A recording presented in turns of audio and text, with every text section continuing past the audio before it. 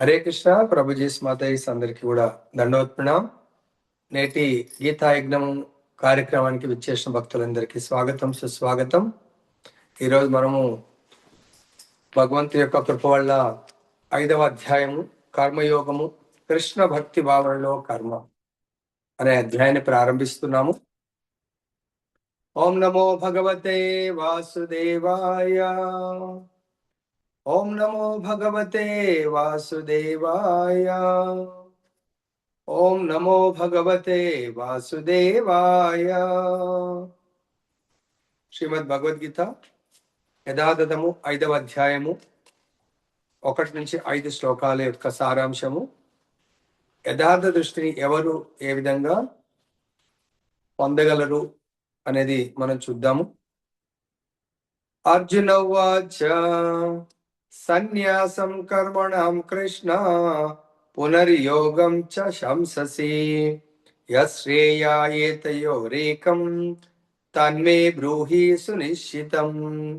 శ్రీ భగవానువాచ సన్యాసః కర్మయోగస్య నిఃశ్రేయసకారావుభౌ తయోస్తు కర్మ సన్యాసాత్ కర్మయోగో విశిష్యతే. జ్ఞేయః స నిత్య సన్యాసీ యో న ద్వేష్టి న కాంక్షతి నిర్ద్వంద్వో హి మహాబాహో సుఖం బంధాత్ ప్రముచ్యతే. సాంఖ్యయోగౌ పృథక్ బాలాః ప్రవదంతి న పండితాః ఏకమప్యాస్థితః సమ్యక్ ఉభయోర్విందతే ఫలం.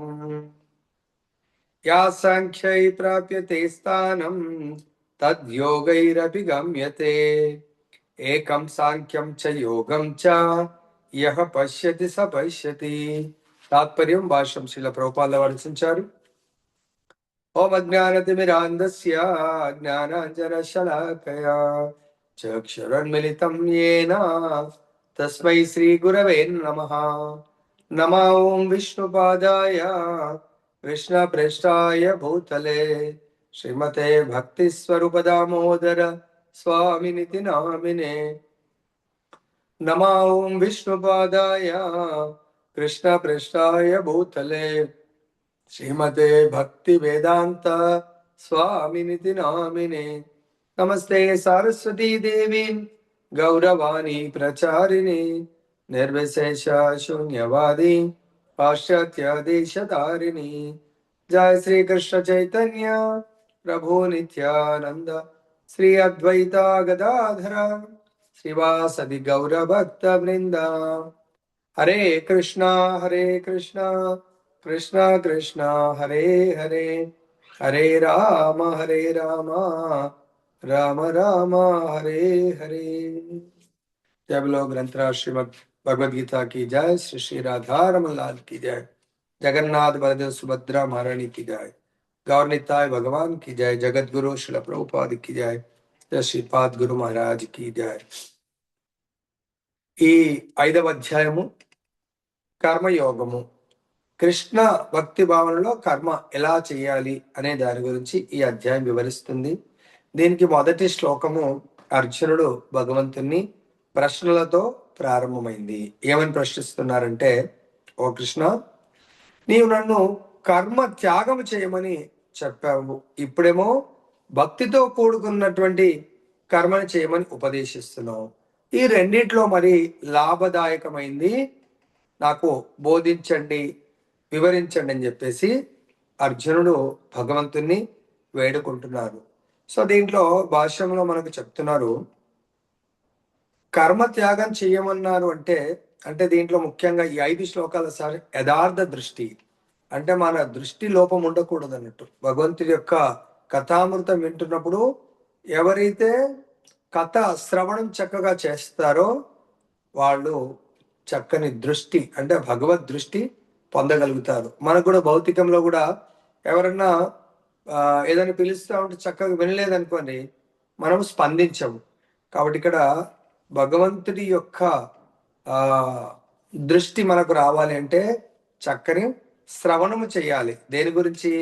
భగవంతుడి యొక్క బోధనలు, భగవద్గీత ద్వారా భగవంతుని బోధనలు ఎవరైతే చక్కగా వింటారో వాళ్ళకు యథార్థ దృష్టి భగవంతుడు ప్రసాదిస్తాడు. దీంట్లో గత 4 అధ్యాయాల్లో కూడా ఏం చర్చించారో భాష్యంలో మనకు రిపీట్ చేస్తున్నారు. ఏంటంటే ఈ 2వ అధ్యాయంలో ఏం చెప్తున్నంటే భక్తి యోగము ఇంకొక దానికంటే సులభమైనది. ఎందుకంటే దివ్య స్వభావం కలిగి అయినందున అది మనిషి ఫల విముక్తిని చేస్తుంది. తర్వాత ఆత్మ జ్ఞానాన్ని, ముఖ్యంగా ప్రాథమిక ఆత్మ గురించి ప్రాథమిక జ్ఞానాన్ని, ఒకవేళ ఆత్మ గురించి జ్ఞానం లేకుంటే భౌతిక జ్ఞానంలో మనము జీవితాన్ని గడిపితే మనం ఈ భౌతిక బంధనాల్లో బంధింపబడతాము అని 2వ అధ్యాయం మనకు బోధిస్తుంది. అదేవిధంగా 3వ అధ్యాయంలో బుద్ధి యోగము లేదా భక్తి యోగం ద్వారా మనము ఈ బంధనం నుంచి, ఎలాగైతే ఒక రామచిలకని తీసుకుంటే పాపం దాన్ని పట్టుకొచ్చి జోషం చెప్పడానికి చాలా మంది పంజరంలో దాన్ని పెట్టి దాన్ని బంధిస్తూ ఉంటారు. మనం కూడా ఆత్మ అనే మనము విశాలమైనటువంటి ప్రపంచం, అంటే ఆధ్యాత్మికమైనటువంటి ప్రపంచంలో హాయిగా శాశ్వతంగా విహరించే వాళ్ళము ఇక్కడ వచ్చి ఈ తాత్కాలికమైనటువంటి భౌతిక ప్రపంచంలో తాత్కాలికమైనటువంటి పంజరము లాంటి దేహంలో మనము బంధింపబడ్డాము. దాని నుంచి ఎలా ఆ బంధ విముక్తులం ఎలా కావాలనో మనకు బోధిస్తుంది.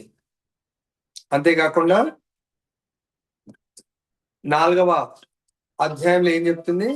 ఎవరైతే జ్ఞాన స్థితి, అంటే 4వ అధ్యాయం పేరే మనకు దివ్యమైనటువంటి జ్ఞానం గురించి మనం 4వ అధ్యాయంలో నేర్చుకున్నాం. అంటే ఆ జ్ఞాన స్థితికి రాందే మనుషుడు ముక్తిని పొందే అవకాశం ఉండదు. కాబట్టి ఈ జ్ఞాన స్థితిలోకి వచ్చిన తర్వాత 5వ అధ్యాయంలో ఏం చెప్తున్నారు? ఆ జ్ఞాన స్థితిలోనే మనుషుడు కర్మలు చేయాలి. అందుకే కర్మయోగం ఏంటి? కృష్ణ భక్తి భావన అనేది నిజమైనటువంటి జ్ఞాన స్థితి. అంటే మానవుడు తప్పకుండా భగవంతుడి యొక్క జ్ఞానాన్ని పొందాలి. అటువంటి జ్ఞాన స్థితిలో మాత్రమే కర్మలు ఒకవేళ నిర్వహిస్తే అప్పుడు మానవుడు కర్మలను త్యాగం చేసిన దానికంటే కూడా కృష్ణ భక్తి భావనలో కర్మలు చేయడం చాలా ఉన్నతమైందని మనకు చెప్పడం జరుగుతుంది. దానికి భగవంతుడు 2వ శ్లోకంలో సమాధానం చెప్తున్నారు. భగవంతుడు కర్మ సన్యాసము, భక్తిలో కర్మ 2 కూడా మనకు మోక్షాన్ని ప్రసాదిస్తాయి. There is no doubt. కానీ ఈ రెండిట్లో కూడా ఉత్తమమైంది ఏంటంటే కృష్ణ భక్తి భావనలో కర్మ చేయడం ఉత్తమము మరియు చాలా సులభమైంది. ఒకవేళ మనము ఈ దేహాత్మ బుద్ధిలో కర్మలు చేస్తే, అంటే దేహ సుఖం కొరకు, నేను ఆత్మను కాదు దేహం అనే సుఖం కొరకు, అంటే మళ్ళీ మీకు ఇది ఏదో అనిపిస్తుంది. దేహం అనే సుఖం అంటే చాలా మంది ఈ దేహానికి ఏమున్నాయి? మనకు 11 ఇంద్రియాలు ఉన్నాయి, 5 కర్మేంద్రియాలు, 5 జ్ఞానేంద్రియాలు, ఇంకా మనస్సు, బుద్ధి, అహంకారము, తర్వాత ఇంద్రియార్థాలు. వీటి కొరకు మనం పనిచేస్తూ ఉంటే అవి మనం ఏం చేస్తుందంటే మనం ఒకటి అనుకుంటే అవి ఒకటి మనం చేస్తూ ఉంటాయి. అవి మనని ఈ భౌతిక ప్రపంచంలో బంధిస్తాయి. బంధించడం అంటే మళ్ళీ పునర్జన్మనిస్తాయి, ఇంకా మళ్ళీ పునర్జన్మనిస్తాయి. ఈ భౌతిక ప్రపంచంలో ఈ విధంగా మనం ఎన్నో లక్షల కోట్ల సంవత్సరాల నుంచి ఎన్నో జన్మలు ఎత్తుతూ మరణాన్ని పొందుతున్నాము, ముసలితనాన్ని పొందుతున్నాము, వ్యాధులకు గురవుతున్నాము. కాబట్టి వీటిని ఏమంటారంటే 4 రకాలటువంటి క్లేశాలతో కూడుకున్నటువంటి తాత్కాలిక దేహాలను మనం పొందుతా ఉన్నాము. ఈ తాత్కాలిక దేహాల వల్ల మనము మంచి కర్మ, చెడు కర్మ, వాటిని పుణ్యకర్మ, పాపకర్మ అంటారు. పుణ్యకర్మలు చేస్తే ఉత్తమ జన్మ లేదా ఉన్నత లోకాల్లో కొంతకాలం మనము భోగాలను అనుభవిస్తాం, మళ్ళీ తిరిగి ఇక్కడికి వస్తాం. మళ్ళీ పాపకర్మలు చేసాం అనుకోని పాపకర్మల కొరకు మనకు అధమ లోకాలకు వెళ్తాం, లేదా నరక లోకాలకు వెళ్ళి అక్కడ కొంత కాలము యాతన శరీరం, అంటే చెడు కర్మలను అనుభవించే శరీరం వస్తుంది. ఉన్నత లోకాలనేమో భోగ శరీరం, అంటే ఆ పుణ్యాలను అనుభవించడానికి శరీరం వస్తుంది. ఈ విధంగా మనము అజ్ఞాన అంధకారంలో ఎంతో కాలం మనము పుణ్య పాప కర్మలను చేస్తూ పునరపి జననం పునరపి మరణం మళ్ళీ మనము పొందుతా ఉన్నాం. దీన్నే ఇలా పొందడానికి చేసే కర్మలకు ఏదైతే జ్ఞానం ఉంటుందో దాన్ని అజ్ఞానంతో పోలుస్తారు. ఇటువంటి కర్మల నుంచి మనం తప్పించుకొని శాశ్వతంగా మనం భగవంతుడి యొక్క ధామానికి వెళ్ళేటువంటి కర్మనే కృష్ణ చైతన్యంలో చేసేటువంటి కర్మ. అంటే దాన్ని ఏమంటారంటే మనిషి ఆత్మస్థాయిలో పని చేయాలి. నేను ఆత్మను అని పని చేస్తే అది మనకు బంధ ముక్తినిస్తుంది. నేను దేహాన్ని అని పని చేస్తే దేహ సుఖాలు, మన దేహ ఎక్స్పాన్షన్ అయినటువంటి పిల్లలు, ప్రతి ఒక్కరిని కూడా యథార్థ దృష్టి అంటే ప్రతి ఒక్కరిని ఆత్మ దృష్టితో చూడటము. ఒకవేళ మనం దేహం దృష్టితో చూసినట్టయితే అది యథార్థ దృష్టి కాదు. ఆత్మ దృష్టితో చూస్తే యథార్థ దృష్టి. దానికి మనకు ఇదే అధ్యాయంలో మనకు భగవంతుడు చెప్తున్నాడు. యథార్థ దృష్టి అంటే 5వ అధ్యాయము 18వ శ్లోకంలో మనకు చెప్తున్నారు. విద్యా వినయ సంపన్నే బ్రాహ్మణే గవ్యస్తిని శుని చైవ శపాకే చ పండిత సమదర్శిన. సో వినమ్రులైనటువంటి యోగులు నిజమైన జ్ఞాన బలంతో విద్యా వినయ సంపన్నుడైనటువంటి పండితుణ్ణి, తర్వాత అంటే బ్రాహ్మణుని, గోవుని, ఏనుగును, శునకాన్ని, శునక మాంసము తినేవాడిని అందరినీ కూడా అంటే చండాలుని సమదృష్టితో చూడటము. సమదృష్టి అంటే యథార్థ దృష్టి అంటే వాళ్ళందరినీ కూడా ఆత్మస్వరూపులుగా చూడటము. ఇప్పుడు ఆత్మస్వరూపులుగా చూడటం అంటే మనం ప్రహ్లాదుని ఎగ్జాంపుల్ గా తీసుకోవచ్చు. ప్రహ్లాదుని వాళ్ళ తండ్రి ఎంతో కష్టపెడుతున్నాడు, కానీ ప్రహ్లాదుని ఎప్పుడు కూడా వాళ్ళ తండ్రి పట్ల ఆయన క్రోధాన్ని కానీ వాళ్ళ తండ్రిని శత్రుభావంతో కానీ ఏ రోజు కూడా చూడలేదు. ఎందుకు? ప్రహ్లాదుడు చూస్తుంది వాళ్ళ తండ్రిని ఆత్మస్వరూపంలో చూస్తున్నాడు. ఆత్మ శుద్ధమైనటువంటి ఆత్మ ఈ దేహములో అంటే ముఖ్యంగా అది తామసిక ఆ రాజసిక లక్షణాలతో కూడుకున్నటువంటి ఆ దేహములో బందీ అయి ఆ దేహము నన్ను కష్టపెడుతుందే తప్ప నన్ను ఆత్మ కష్టపెడుతుందని ఎప్పుడు కూడా భావించలేదు. ఇటువంటి స్థితికి అంతే తండ్రినే కాకుండా తండ్రి తన సేవకులతో కొరడాలతో కొట్టిస్తూ ఉంటాడు.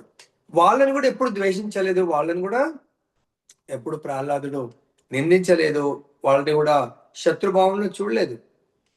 వాళ్ళని కూడా మీ పని మీరు కానీ, మీ రాజుగారు చెప్పారు కదా నా పని నేను కానిస్తాను, నేను నా స్వామిని నేను కొలుస్తానని భగవంతుని కొలుస్తా ఉంటే సో ప్రహ్లాదుడి వంటిపైన ఒక్క దెబ్బ కూడా పడకుండా స్వామివారు కాపాడారు. అదే కాకుండా పాముల్లో పడేశారు. సో అది కూడా చాలా భయంకరమైనటువంటి విషయపూరితమైనటువంటి పాముల మధ్యలో. కానీ ప్రహ్లాదుడు అక్కడ కూడా పాములందరికీ రాజైనటువంటి ఆ భగవంతుని స్మరిస్తా ఉంటే పాముల్లో కూడా యథార్థ దృష్టి వచ్చింది. అవి కూడా కరవకుండా అవి ఆ ప్రహ్లాదుడి యొక్క ఎప్పుడైతే ముఖారవిందం నుంచి భగవంతుని నామం వెలువడిందో ఆ నామం వినినంతనే వాటి లోపల కూడా పాముల లోపల కూడా యథార్థ దృష్టి రావడం జరిగింది. ఏందది?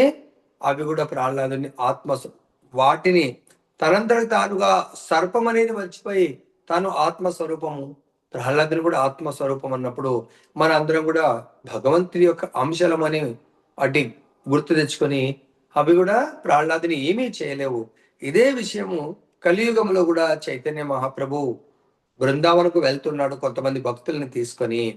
జారిఖండ్ అంటే బీహార్ జారిఖండ్ ఆ యొక్క ఫారెస్ట్ లో భగవంతుడి యొక్క నామ సంకీర్తన చేస్తా ఉన్నారు. హరే కృష్ణ హరే కృష్ణ కృష్ణ కృష్ణ హరే హరే హరే రామ రామ రామ హరే హరే.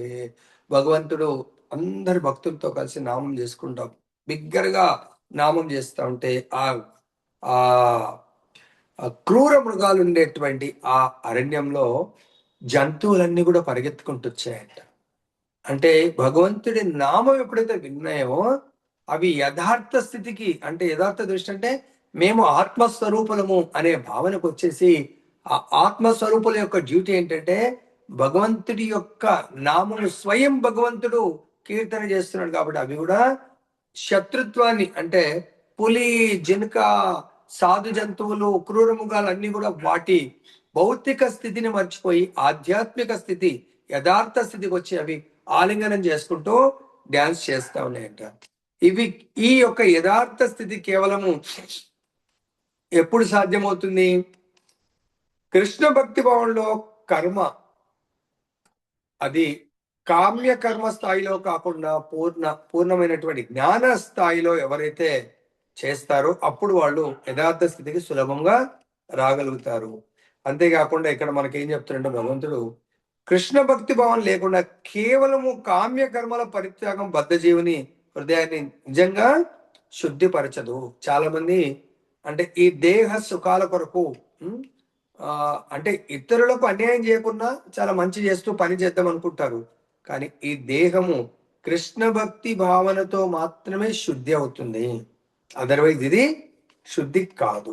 ఒకవేళ మనము ఈ హృదయము శుద్ధి పడినంత వరకు మనిషి ఈ భవబంధాల్లో కామ్యకర్మ అంటే దేహ సుఖాల కొరకు దేహ కోరికలను తీర్చుకోవడానికే ఆయన కర్మలు చేస్తూ ఉంటాడు. ఎప్పుడైతే హృదయ మాలిన్యము శుద్ధి పడుతుందో దాని కొరకే మనకు భాగవతంలో చెప్తారు, నష్టప్రాయేషు భద్రేషు నిత్యం భాగవత సేవయాం. అంటే మన లోపల ఉన్నటువంటి అభద్రత అంటే నష్టాలు, అంటే కామ క్రోధ మోహ లోభ మద మాత్సర్యాలు ఇవన్నీ తొలగిపోవాలి అంటే కేవలం నిత్యం భాగవత శ్రవణం చేయాలి. నిత్యం భగవంతుడి యొక్క నామ సంకీర్తన ఎవరైతే చేస్తారో వాళ్ళు శుద్ధమైనటువంటి హృదయంతో సహజ స్థితికి యథార్థ స్థితికి అంటే కృష్ణ భక్తి భావంలో కర్మ సహజంగా చేసే స్థితికి వాళ్ళు ప్రమోట్ అవ్వడం జరుగుతుంది. ఒకవేళ ఆ రకంగా వాళ్ళు ప్రమోట్ కాకపోతే వాళ్ళు పతనావస్థలో ఉండిపోవాల్సి వస్తుంది. ఇక్కడ ఇంకేం చెప్తున్నారంటే ఎవరైతే కొంతమంది సన్యాసాశ్రమం తీసుకొని వాళ్ళు కృష్ణ భక్తి భావనలో కర్మలు చేయకుండా వాళ్ళు భౌతిక కర్మలు చేస్తారనుకొని దానివల్ల పెద్ద లాభం ఉండదు అని చెప్తున్నారు. దేనివల్ల లాభం ఉంటుంది? భగవంతుడి యొక్క అంటే మనం చేసే ప్రతి కర్మ రెండు రకాలు, ఒకటి పతనం చేస్తుంది లేదా ఉద్ధరిస్తుంది. పతనం అంటే కృష్ణ భక్తి భావంలో కాకుండా భౌతిక చైతన్యంతో కర్మ చేస్తే మనము పతనం అవుతాం. పతనం అంటే తిరిగి జన్మ తీసుకుంటాం. జన్మరాహిత్యం అంటే కృష్ణ భక్తి భావంలో కర్మ చేయాలి మనము. అందుకే సర్వదా పతన ప్రమాదాన్ని కూడి ఉండే సన్యాసం, చాలా మంది సన్యాసం తీసుకుంటారు వాళ్ళు, కానీ కృష్ణ చైతన్యంలో లేకుంటే అది మళ్ళీ వాళ్ళని పతనం చేస్తుంది. అంటే కృష్ణ భక్తి భావంలో కర్మ ఎల్లప్పుడూ కూడా శ్రేష్టమైనది. కృష్ణ భక్తి భావం లేనంటే సన్యాసము అసంపూర్ణమైనటువంటిది. ఇది మనకు శ్రీల రూప గోస్వాముల వారు తన యొక్క భక్తి రసామృత సింధువులో కూడా బోధించడం జరిగింది. ఏమంటున్నారు? ప్రాపంచికతయా బుద్ధ్యా హరి సంబంధి వస్తునః ముముక్షుభిః పరిత్యాగో వైరాగ్యం ఫల్గు కచ్చతే. సో ఇక్కడ ముక్తి పొందడానికి ఎవరైతే ఈ భవబంధాల నుంచి వాళ్ళు జన్మ మృత్యు జరా వ్యాధి అనే క్లేశాలు, ఆధ్యాత్మిక ఆది భౌతిక ఆది దైవిక అనే త్రివిధ తాపం నుండి ఎవరైతే ముక్తిని పొందాలనుకుంటారో వాళ్ళు భగవంతునికి సంబంధించినటువంటి వస్తువులను భౌతికమనివిగా భావించి పరిత్యజించినప్పుడు వారి త్యాగము అసంపూర్ణమైనదిగా చెప్పబడుతుంది. అంటే భగవత్ సంబంధిత కొంతమంది సన్యాసులు భగవంతుడి యొక్క ప్రసాదం కూడా తీసుకోరు, భగవంతుడి దర్శనం కూడా చేసుకోరు. అంటే వాళ్ళు భగవంతుడికి రూపం లేదనుకుంటారు, విగ్రహాలకు సమయం సేవ చేయలేము అంటారు. అలా భగవత్ సంబంధిత వాటిని కూడా త్యాగం చేస్తే అటువంటి త్యాగం అసంపూర్ణమైంది అని చెప్తున్నారు. కాబట్టి ద బెస్ట్ ఏంటంటే అటువంటి సన్యాసం కంటే కూడా భగవత్ చైతన్యంలో కర్మ చేయడం, కృష్ణుడికి సంబంధించిన వాటిని ప్రతిదాన్ని కూడా స్వీకరించాలి, కృష్ణుడికి సంబంధం లేని వాటిని పరిత్యజించాలి. ఇక్కడ మనకు అటువంటి వాడు ఏం చేస్తారంటే వాళ్ళ యొక్క లక్షణాలు చెప్తున్నారు.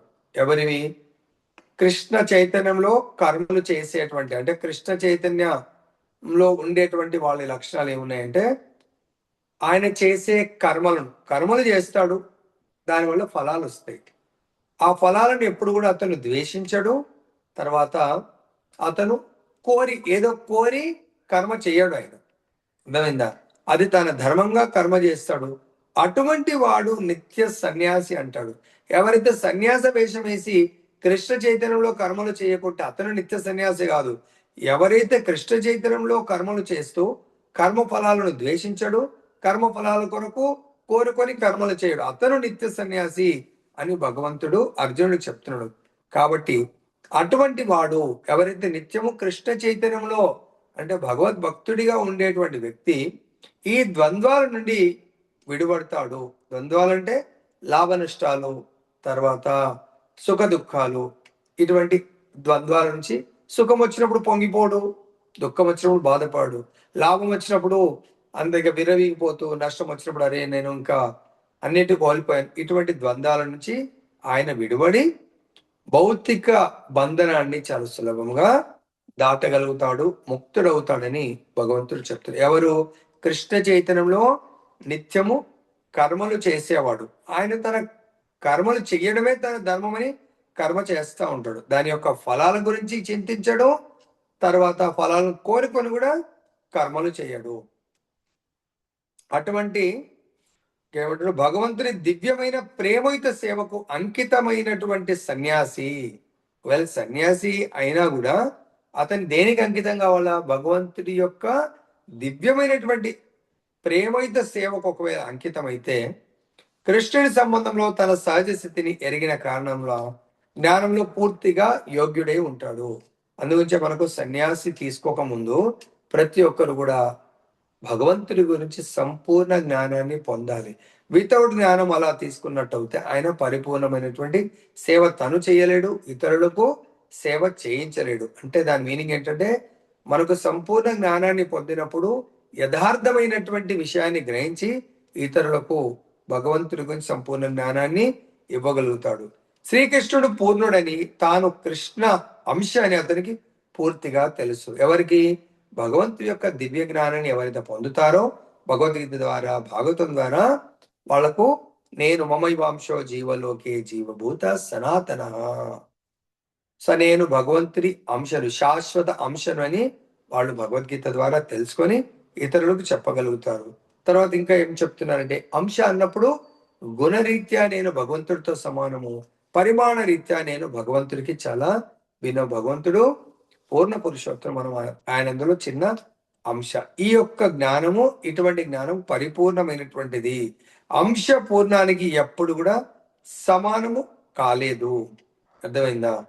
కాబట్టి ఇక్కడ భగవంతుడితో సమానం ఎవ్వరు కూడా కాలేరు, కాకపోతే గుణ రూపంలో కాగలుగుతారు. ఎలాగో?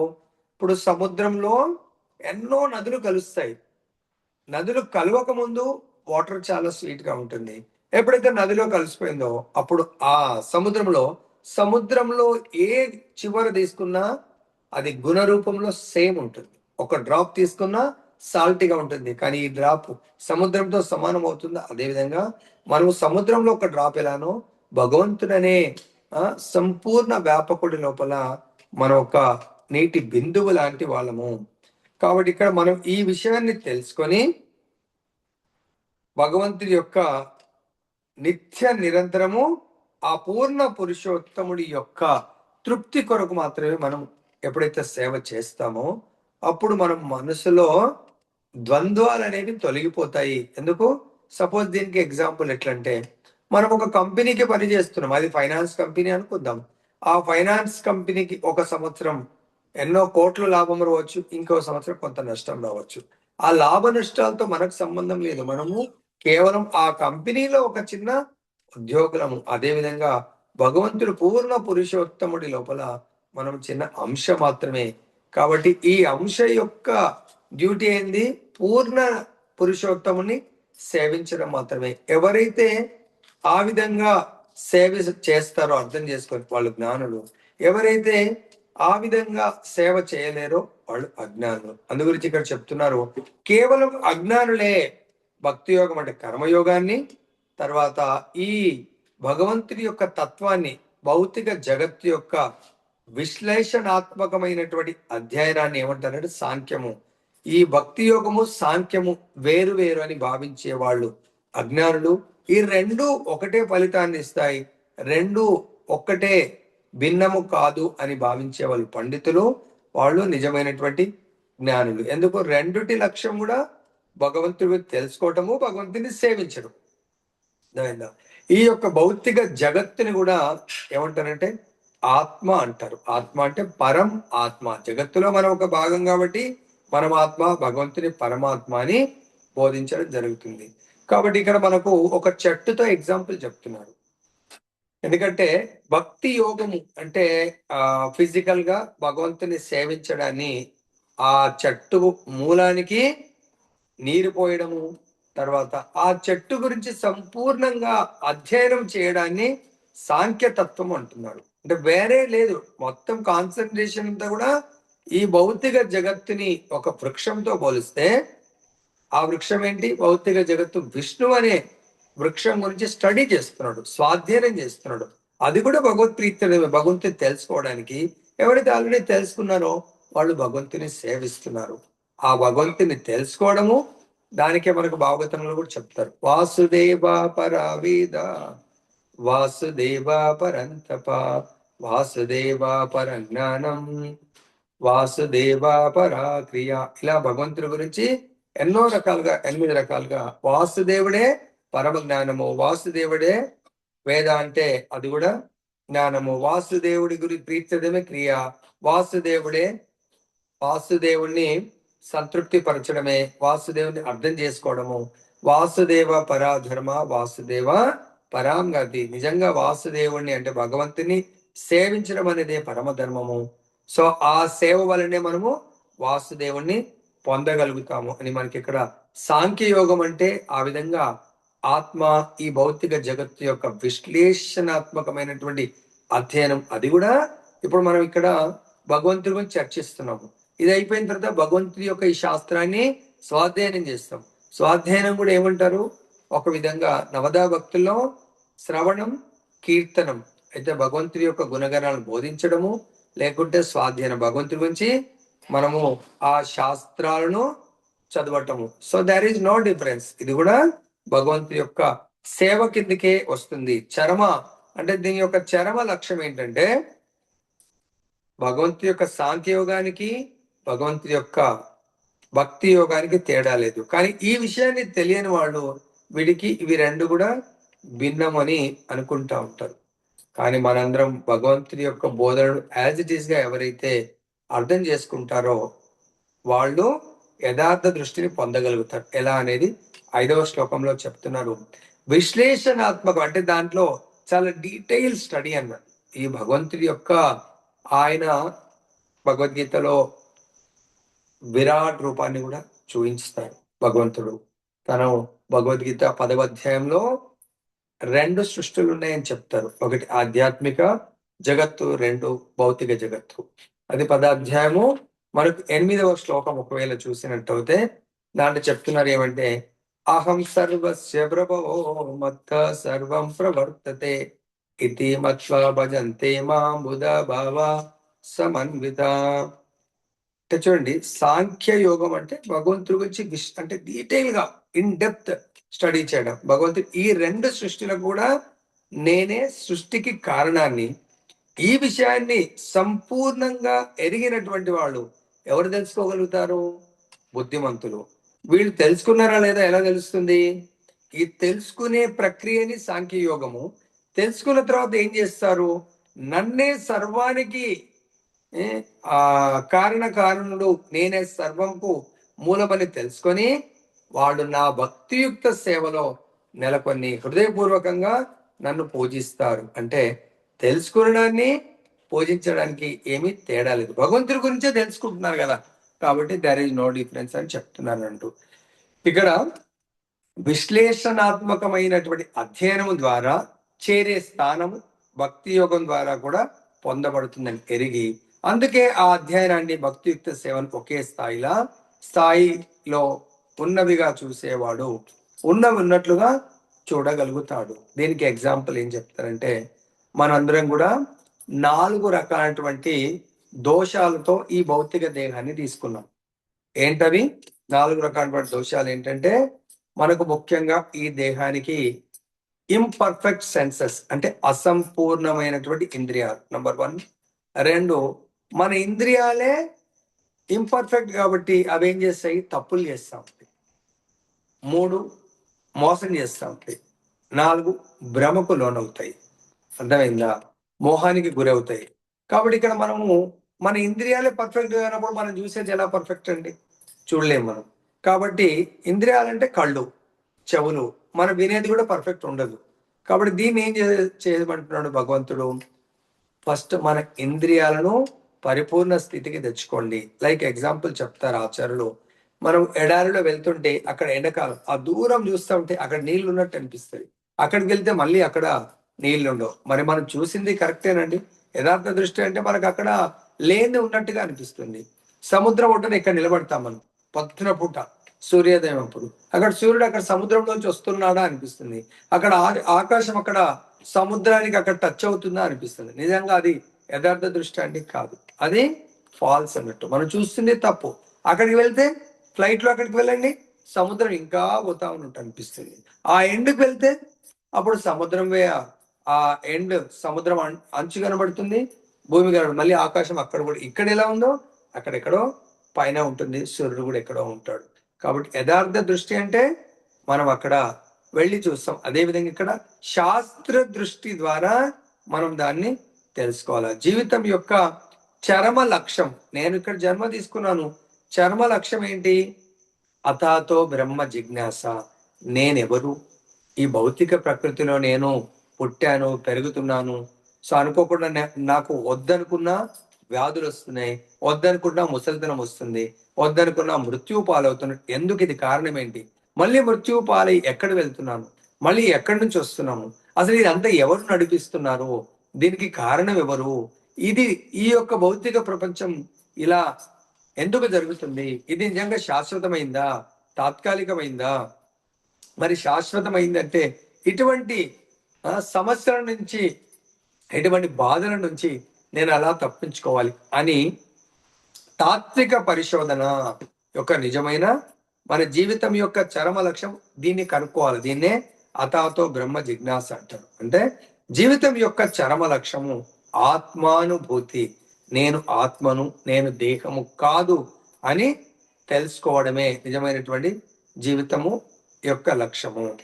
జీవుడు భౌతిక జగత్తు అంశ కాడని, మనం ఈ భౌతిక జగత్తు యొక్క అంశలం కాదు. మనం అనుకుంటాం నేను ఫలానా వంశము, ఫలానా తల్లి తండ్రి అనుకుంటాం. కానీ ఇవన్నీ కూడా మనం దేహంతో పోల్చుకుంటాం. మన తల్లి తండ్రి, మన భార్య బిడ్డలు అందరం కూడా భగవత్ అంశలము, ఆత్మస్వరూపము. మరి మనం ఆత్మస్వరూపం అని తెలుసుకోవడాన్నే సాంఖ్యతత్వం అంటే సాంఖ్య అంటే ఏం లేదు, ఈ యొక్క జగత్తు గురించి, ఆత్మ గురించి డీటెయిల్ గా తెలుసుకునే ప్రక్రియ. ఎవరైతే ఆ జ్ఞానాన్ని పొందుతారో అంటే ఏమని తెలుస్తుంది మనకు? నాకు ఈ భౌతిక ప్రకృతి నిజమైన లక్ష్యము కాదు, ఈ భౌతిక ప్రకృతి కూడా భగవంతుడిచే క్రియేట్ చేయబడ్డది. దేని కొరకు? తాత్కాలికమైనటువంటి జీవనాన్ని గడపడానికి. కానీ నేను ఎప్పుడు కూడా శాశ్వత జీవనాన్ని కోరుకోవాలి, శాశ్వత ఆనందాన్ని కోరుకోవాలి. కాబట్టి నా యొక్క సంబంధము భగవంతుడితో శాశ్వతమైంది. కాబట్టి మరి ఆ శాశ్వతమైనటువంటి బంధాన్ని నేను పునరుద్ధరించుకోవాలంటే భగవత్ కర్మ చేయడం ద్వారా, అంటే నా సహజమైనటువంటి స్థితి ఏంటంటే జీవేర స్వరూపహయ కృష్ణేర నిత్యదాస్, నేను నిత్యము కృష్ణుడి యొక్క దాసుని, కృష్ణుడి సేవలోనే నేను నియుక్తం అవ్వాలి. అది నా సహజ స్థితి అని మనకి ఇక్కడ చెప్పడం జరుగుతుంది. ఇంకేమంటారంటే మనిషి సాంఖ్యములో మనిషి భౌతిక పదార్థం నుండి విడివడవలసి ఉంటుంది. అంటే జ్ఞానము ద్వారానే. ఇంతకాలం మనం కూడా భౌతికమైనటువంటి విషయాలేంటి, ఇది నా ఇల్లు నేను పర్మనెంట్గా ఉంటాను, నా వాళ్ళు నేను పర్మనెంట్ ఉంటాను. ఇక్కడ ఏది పర్మనెంట్ కాదు. మనం సమయం వచ్చిందా వెళ్ళిపోతా ఉంటాం. అంటే మనము సమయం రాకముందే మొదటిది సాంఖ్య యోగం, అంటే ఈ జ్ఞానం ద్వారా ఈ భౌతిక జగత్తు నాది కాదు. లైక్ ఎగ్జాంపుల్, మనం ఎవరింట్లో రెంట్ కున్నాం అనుకోండి, లీజుకి తీసుకున్నాం. మనకు తెలుసు ఆ అగ్రిమెంట్లనే 11 months వరకు చేయడం జరుగుతుంది. దాని తర్వాత నేను వెకేట్ చేయాలి. అదేవిధంగా ఏదైనా ల్యాండ్ కానీ ఏదైనా షాప్ లీజ్ తీసుకుంటాం ఓ 5 years. 5 years తర్వాత నేను వెకేట్ చేయాలి. అదేవిధంగా ఈ శరీరాన్ని నేను లీజుకి తీసుకున్నాను. ఎంతకాలము? అదే సస్పెన్స్. సో ఈ భౌతిక జగత్తులో ఎంతకాలం ఉంటాను? ఈ దేహంలో నేను ఉన్నంత కాలం ఉంటాను. తర్వాత ఈ దేహం వదిలేసిన తర్వాత నాకు మళ్ళీ భౌతిక జగత్తుకు వచ్చేటువంటి కర్మ ఉందనుకోండి, ఇంకో శరీరం తీసుకొని ఇక్కడే ఉంటారు. కాబట్టి దీనివల్ల మనం తెలుసుకునేది ఏంటంటే, ఈ సాంఖ్య యోగం ద్వారా నేను భౌతిక పదార్థాన్ని, భౌతిక విషయాలను విడవలసి ఉంటుంది ఏదో ఒక సమయంలో. ఇదంతా కూడా టైం ఫ్రేమ్ తో కూడుకుంది. భౌతిక జగత్తు కూడా అంటే ఈ జగత్తు మొత్తం బ్రహ్మాండం 14 లోకాలతో కూడుకున్నటువంటి బ్రహ్మాండం కూడా టైం ఫ్రేమ్ తో కూడుకుంది. ఈ మొత్తం బ్రహ్మాండానికి ఇన్ఛార్జ్ బ్రహ్మ. ఆయన యొక్క 100 ఇయర్స్, ఆయన కూడా టైం ఫ్రేమ్ ఉంది. 100 ఇయర్స్ ఆయన బతుకుతాడు. 100 ఇయర్స్ తర్వాత మనం జీవిస్తున్నటువంటి భూలోకం, భూలోక, స్వర్గలోకం మొత్తం 14 లోకాలతో కూడుకున్నటువంటి బ్రహ్మాండము 311.04 లక్షల కోట్ల సంవత్సరాలకు ఈ బ్రహ్మాండం అంతా కూడా మునిగిపోతుంది. మరి అలాంటప్పుడు మనది ఎంత అండి? ఆఫ్టర్ ఒక 100 ఇయర్స్ అని పేరుకు, కానీ నిజంగా 100 ఇయర్స్ ఉంటామా? ఉండము. కాబట్టి ఇటువంటి విషయాన్ని తెలుసుకున్నప్పుడు మనం ఏం చేస్తాము? శాశ్వతమైనటువంటి జీవితాన్ని, శాశ్వత లోకాన్ని, శాశ్వత ఆనందాన్ని మనం కోరుకోవాలి. ఆ కోరుకోవడానికి ఏదైతే జ్ఞానం ఇస్తుందో ఆ జ్ఞానము మొదటి పద్ధతి. భక్తి యోగ విధానంలో మనిషి కృష్ణ భక్తి భావంలో కర్మకు అనురక్తిని కావాల్సి ఉంటుంది. మొదటిదేమో సాంఖ్య యోగం వల్ల భౌతిక ప్రపంచముతో మనకు ఏమవల విడిపడాలి. మరి రెండవ పద్ధతి భగవంతుడికి దగ్గర పట్టము. దేని ద్వారా? భగవంతుని సేవ ద్వారా, కృష్ణ భక్తి భావం ద్వారా దగ్గర పట్టము. దీంట్లో చాలా చక్కగా చెప్తున్న ఏంటంటే, భౌతిక పదార్థం పట్ల విరక్తి, కృష్ణుడి పట్ల అనురక్తి ఎప్పుడు వస్తుంది? మనము యథార్థాన్ని, భగవంతుడి యొక్క జ్ఞానము ద్వారా ఈ భౌతిక ప్రపంచాన్ని యథార్థంగా చూసినప్పుడు, భౌతిక ప్రపంచానికి నాకు ఎటువంటి సంబంధం లేదు. దేంతో సంబంధము? ఈ భౌతిక ప్రపంచమే నాకు బాధలను, దుఃఖాలను ఇస్తుంది. అంటే భౌతిక ప్రపంచం అంటే ఈ భౌతిక ప్రకృతే నాకు ఈ దేహాన్ని ఇచ్చింది. ఈ దేహమే అంటే పాంచభౌతిక దేహం ఏంటి? మనకు భూమి, గాలి, నీరు, నిప్పు, ఆకాశంతో కూడుకున్నటువంటి ఈ దేహము నాకు 6 రకాలైనటువంటి మార్పులను ఇస్తుంది. పుట్టుతుంది, పెరుగుతుంది, కొంతకాలం స్థితం ఎలానే ఉంటుంది, తిరిగి పునరుత్పత్తి, తర్వాత స్లోగా క్షీణిస్తూ మొత్తం నశించిపోతుంది. ఈ మార్పులే నా దుఃఖానికి కారణము. ఈ మార్పు రహితమైనటువంటి దేహాన్ని పొందాలంటే అది కేవలము కృష్ణ భక్తి వల్లనే నాకు దొరుకుతుంది. కాబట్టి నా జన్మ దేనికి? కృష్ణుడి యొక్క సేవ చేస్తూ ఈ యొక్క ఫైనల్ ఎగ్జామ్, ఈ దేహాన్ని వదిలిపెట్టాలి అనే ఫైనల్ ఎగ్జామ్ లో నేను డిస్టింక్షన్ లో పాస్ కావాలి అంటే, సింపుల్ ఎగ్జాంపుల్, మన పిల్లల్ని మనం 10th తర్వాత మంచి కాలేజ్, ఇంటర్మీడియట్ జాయిన్ చేస్తున్నాం. వాళ్ళకు చాలా ఉత్తమమైనటువంటి కోచింగ్లు ఇచ్చే కాలేజ్ జాయిన్ చేస్తున్నాం. ఇంజనీరింగ్ కానీ, మెడికల్ కానీ. తర్వాత గొప్ప కాలేజీలో సీట్ సంపాదించాలని మనం ఎంతో ప్రయత్నం చేస్తున్నాం. మెడిసిన్ కానీ, ఇంజనీరింగ్ కానీ. కానీ పిల్లలకు కూడా ఉండాలి కదా. నేను ఆ 4 ఇయర్స్, 5 ఇయర్స్ మెడిసిన్ కానీ, 4 ఇయర్స్ ఇంజనీరింగ్ లో, 4 ఇయర్స్ లైఫ్ హై ప్యాకేజ్ తో ఐదర్ గవర్నమెంట్ ఆర్ ప్రైవేట్ ఏం కోరుకుంటారు? సేవ. సెటిల్మెంట్ అంటే ఏంటండి? గవర్నమెంట్ డిపార్ట్మెంట్ లో సేవ, కార్పొరేట్ డిపార్ట్మెంట్ లో సేవ. మరి మనము ఈ 4 సంవత్సరాలు కష్టపడి మంచి జాబ్ కొడితే 40 సంవత్సరాలు చాలా సుఖంగా ఉండొచ్చు అన్నట్టుగా ఈ మానవ జీవితంలో రెస్ట్, మిగిలినటువంటి కొద్ది సమయాన్ని కృష్ణ భక్తి భావనలో కృష్ణ సేవకు మనం వినియోగించినట్టు అవుతే, కృష్ణ సేవ అంటే శాశ్వత కృష్ణ సేవ కొరకు మనం ఇప్పుడు ప్రిపేర్ అయినట్టు అవుతే, ప్రిపరేషన్ అంటే ఆ జ్ఞానాన్ని రోజు శ్రవణం చేసి జ్ఞానం ద్వారా మనము, ఇది థియరీ అన్నట్టు. రోజు మనం భగవద్గీత నేర్చుకుంటున్నాము. పొద్దున మార్నింగ్ కాగానే దాన్ని ల్యాబ్, పొద్దున బ్రహ్మముహూర్తంలో లేచి ల్యాబ్ లో మనం ఏం చేస్తాం? కెమిస్ట్రీ అయితే ఆ కెమికల్స్ ని రియాక్షన్స్ కొరకు మిక్స్ చేస్తూ ఉంటాము. ఫిజిక్స్ అయితే దానికి సంబంధించి ఎక్స్పెరిమెంట్ చేస్తూ ఉంటాము. కంప్యూటర్ సైన్స్ అయితే ల్యాబ్ లో వెళ్ళి సిస్టమ్స్ లో ఎన్నో ప్రోగ్రామ్స్ రాస్తూ ఉంటాము. అదే విధంగా భగవద్గీత అనే థియరీ ద్వారా విని, అంటే సాంఖ్య యోగం, మన ఆత్మ గురించి, భగవంతుడి గురించి, మన సంబంధం గురించి విని ఆ సంబంధం ఏర్పాటు చేసుకోవడానికి పొద్దున బ్రహ్మముహూర్తంలో లేచి కృష్ణ భక్తి భావంలో కర్మని చేయడం అనేది నిజమైనటువంటి యథార్థ దృష్టి. ఎవరు? కృష్ణుడి యొక్క జ్ఞానాన్ని పొందిన వాళ్ళు ఆ జ్ఞానం ద్వారా యథార్థ దృష్టిని పొందగలుగుతారు. దానికే బ్రహ్మ సంహితలో కూడా చెప్తారు, భగవంతుడి యొక్క దివ్యమంగళ దర్శనాన్ని పొందడం అనే యథార్థ దృష్టికి ఏమంటున్నారు? ప్రేమాంజనచురిత భక్తి విలోచనేనా. అంటే భగవంతుడి యొక్క సేవ ద్వారా మనకు ఈ యొక్క కళ్ళు భౌతికమైనటువంటి దృష్టి కాస్త ఆధ్యాత్మిక దృష్టిగా మారిపోతుంది. ప్రతి ఒక్కరిని కూడా భగవద్ అంశాలుగా చూడటము, ఆ భగవంత్ సంబంధికులుగా చూడటము, అంటే వాసుదేవ కుటుంబము అని మనము చూడడాన్ని యథార్థ దృష్టి అంటారు. సో కాబట్టి దాని కొరకే మనం ఈ అధ్యాయాన్ని చాలా చక్కగా అర్థం చేసుకొని ఆ దృష్టిని సంపాదించడానికి కొరకు ప్రయత్నం చేద్దాం. దానికి భగవంతుడు చెప్తున్నాడు, అంత సులభం కాదు కానీ గట్టిగా ప్రయత్నం చేయాలి. 7వ అధ్యాయము 19వ శ్లోకంలో మనకు చెప్తున్నారు, బహునాం జన్మ నామంతే జ్ఞానవాన్ మాం ప్రపద్యతే వాసుదేవ సర్వమితి సమహాత్మ సుదుర్లభ. నిజంగా జ్ఞానంలో ఉన్నవాడు పలు జన్మ మృత్యుల తర్వాతే నన్ను సర్వ కారణాలకు కారణునిగాను సర్వముగాను తెలుసుకొని నన్ను శరణు జొచ్చుతాడు. అటువంటి మహాత్ముడు అరుదు. మరి ఆ విధమైనటువంటి ప్రక్రియ ద్వారా మాత్రమే మనం యథార్థ దృష్టి, అంటే భగవంతుని దర్శించుకునేది, ప్రతి ఒక్కరిలో కూడా ఆత్మస్వరూపం పరమాత్మ స్వరూపాన్ని దర్శించుకోవడమే నిజమైనటువంటి యథార్థ దృష్టి. జయ బలో గ్రంథరాజ్ శ్రీమద్ భగవద్గీతకి జయ. హరే కృష్ణ